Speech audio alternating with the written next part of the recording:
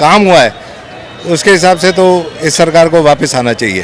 अच्छा, आना चाहिए वापस। बिल्कुल आना चाहिए। कौन कौन से काम ऐसे हैं जो लगता है कि वो बहुत बेहतर है? सबसे बड़ी बात है कि जो डेवलपमेंट का काम है, जिससे जब सड़क बनती है ना, जो उसके ऊपर चलता है ना, और जो पहले चल चुका है, जो पहले टूटी हुई सड़क पे चढ़ा है और अब अच्छी सड़क पे चल रहा है, वही फ़र्क महसूस कर सकता है।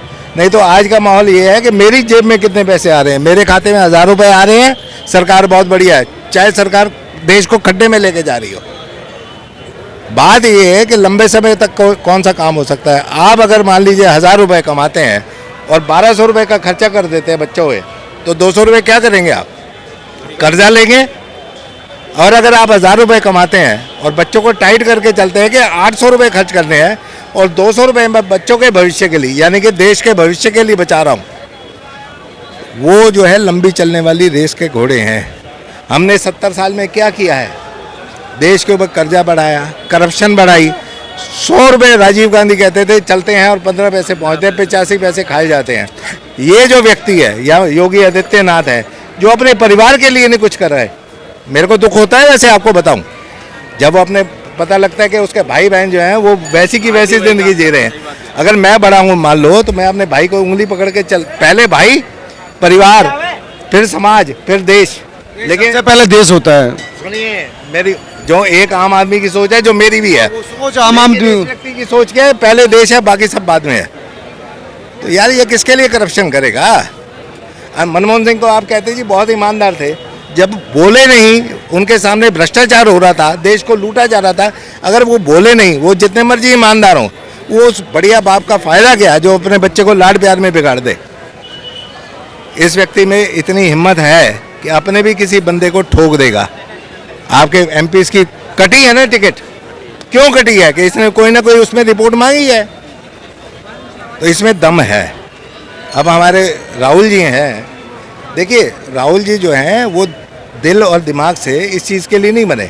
हम लोग ज़बरदस्ती उनको चढ़ाना चाह रहे हैं। He is not prepared for. आज ज़बरदस्ती उनको रायबरेली से टिकट दिलवाया जा रहा है, पर्चा भरवाया जा रहा है, क्यों? कि कांग्रेस की इमेज जब बच जाए। अब उसके साथ क्यों ज़बरदस्ती कर रहे हैं? अब वो वहाँ मान लो दोनों जगह से जीत गया, एक इलेक्शन दोबारा करवाना पड़ेगा, वो खर्चा दोबारा होगा। कोई सोच रहा है? रायबरेली अमेठी में वो जो आपकी राइफल फैक्ट्री थी, वो बनने के बाद भी नहीं चली, और आज वहाँ से वो जो AK-47 बन रही है वो एक्सपोर्ट हो रही है।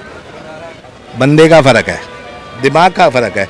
कप्तान बढ़िया होगा, एक हल्की टीम को भी जो है वो विनर बना देगा, और यही फ़र्क है। ठीक है, उसका गुणगान भी ज़्यादा हो रहा है, हम भी उसके भक्त होंगे, अंधभक्त भी बोले जाते हैं, लेकिन लीडरशिप क्वालिटी है।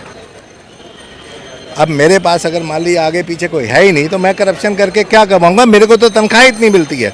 उसकी जैकेट के ऊपर बात आती है कि जी जैकेट पहनते हैं, ये पहनते हैं, वो अपने राशन का खर्चा भी अपनी सैलरी में से करता है। मनमोहन सिंह जो ईमानदार थे, उनका सारा परिवार, उनकी बेटियां, ब्याही हुई बेटियां, दामाद तक उनके घर में रहते थे। तो बताइए आप। नहीं, वो तो वो उद्योगपतियों को तो लाभ दे रहे हैं, वो हैं जी, उद्योगपतियों को, अडानी अंबानी को तो लाभ दे रहे हैं। सर आप, मैं एक पढ़ा लिखा बैंकर हूँ, रिटायर्ड बैंकर हूँ, शेयर मार्केट में काम करता हूँ। अडानी ने अडानी का शेयर बिकता है, मैं खरीदता हूँ। अडानी ने अगर उन्होंने देश बेचा है, या उन्होंने रेलवे के जो शेयर हैं, मेरे पास 3 कंपनियों के, रेलवे की कंपनियों के शेयर हैं, आज उनका मालिक मैं हूँ, सरकार की बजाय। क्या रेल बेच दी उन्होंने? मेरे को बेची है, मैं इस देश का नागरिक हूँ। मालिक सरकार की बजाय जो सरकार मैंने बनाई, अगर मालिक वो नहीं रहा तो मैं बन गया। आप शेयर खरीद लीजिए, कोई मना कर रहा आपको?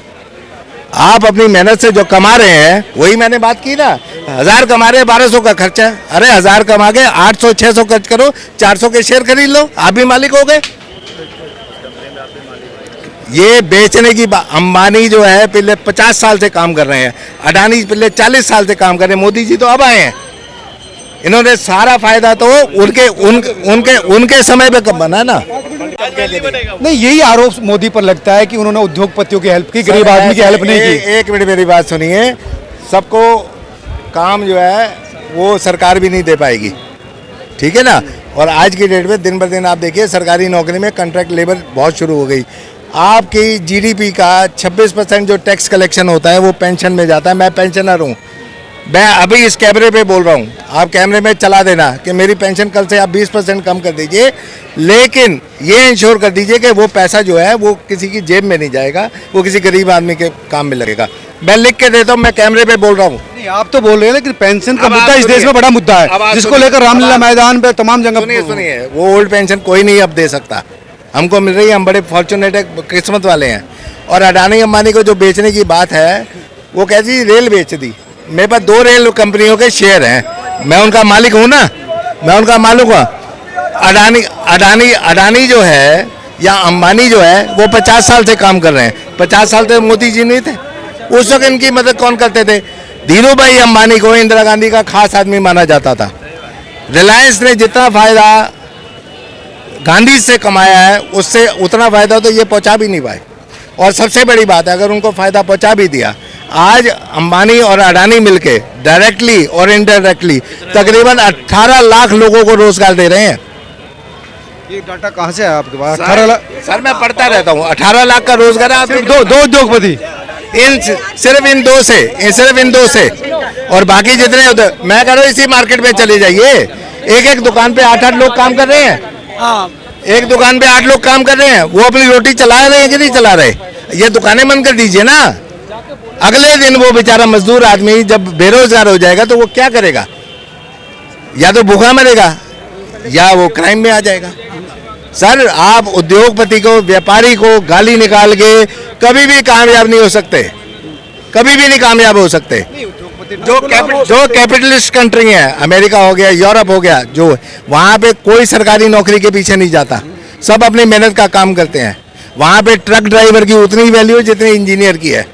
हमारे यहाँ हर जो बच्चा है वो ये चाहता है टाई पहनूं, सवेरे 10 बजे जाऊं, डेस्क पे बैठूं और सफ़ेद कपड़े लेके जाऊं, सफ़ेद कपड़े लेके आऊं। क्यों 25,000 रुपए 25 लाख रुपए खर्चा करते हैं भाई साहब? ओ सुनिए सरदार जी, सुनिए, अरे सुनिए। उनको जवाब देंगे आप? एक ही चुनी हर- से पूछता हूँ, ये अभी इनके लड़के भी होंगे, इनके लड़की भी होंगे, आप क्यों डिग्री दिलाते हो? ये अमेरिका की बात कर मैं अमेरिका उसी का जवाब तो दे रहा हूँ कि वहाँ पे एक ट्रक ड्राइवर भी अब मैं बताता हूँ, 12वीं पास बच्चा जो चाहता है मेरे को नौकरी मिल जाए, अब वो 12वीं पास बच्चा है, उसी की लाइन में खड़ा है जिसमें MA पास भी लड़का खड़ा है और एक इंजीनियर भी खड़ा है, क्योंकि नौकरियां कम है।